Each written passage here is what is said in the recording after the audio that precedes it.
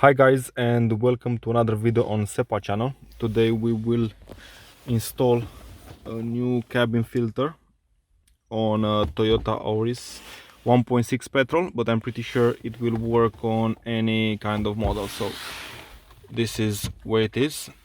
Basically I will show you how to get rid of it. So as you can see here, you have to just pull this a little bit on the side and do the same on the other part, and this just goes off.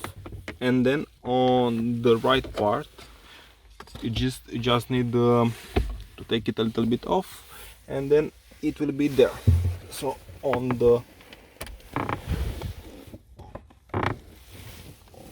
this part, I don't know if you can see, but you just, in the left part, you just need to pull it.